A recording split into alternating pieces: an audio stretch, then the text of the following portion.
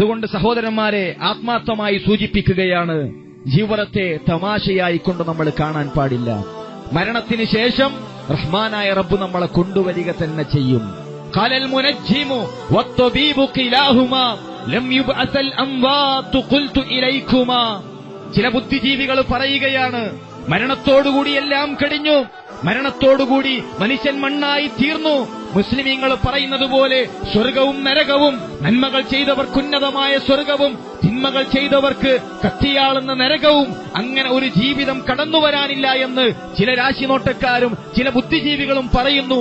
അതിന് ഒരു കവി നൽകിയ മറുപടി, ഇൻ സഹ ഖൗലുകുമാ ഫലസ്തു ബിഖാസിരിൻ ഔ സഹ ഖൗലി ഫൽഖസാറു അലൈകുമാ.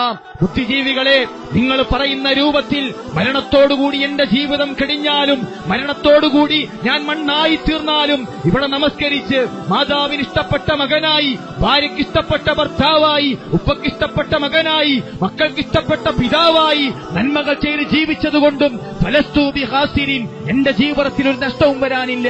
ഇവിടെ ഞാൻ നമസ്കരിച്ചതുകൊണ്ടും പാവങ്ങളെ സഹായിച്ചതുകൊണ്ടും എന്റെ ജീവിതത്തിൽ മരണത്തോടുകൂടി എന്റെ ജീവിതം കഴിഞ്ഞാലും എന്നെ സംബന്ധിച്ചോളത്തോളം നഷ്ടം വരാനില്ല.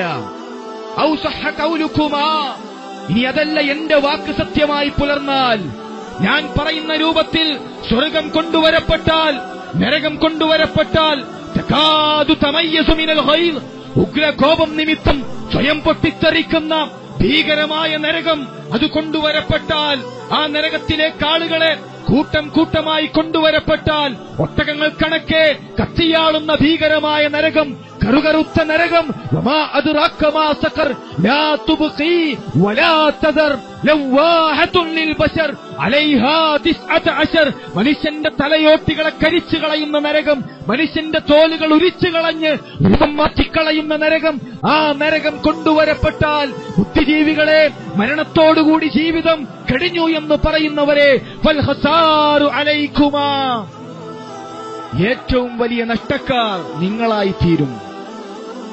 അതുകൊണ്ട് സഹോദരന്മാരെ, നമ്മൾ അതുകൊണ്ടല്ല നന്മകൾ ചെയ്യുന്നത്. മരണത്തിന് ശേഷം ഒരു ജീവിതമുണ്ട്. ഒരിക്കൽ പോലും കളവ് പറയാത്ത അല്ലാഹുവിന്റെ റസൂൽ സല്ലല്ലാഹു അലൈഹി വസല്ലം നമ്മളെ പഠിപ്പിച്ചതാണ്.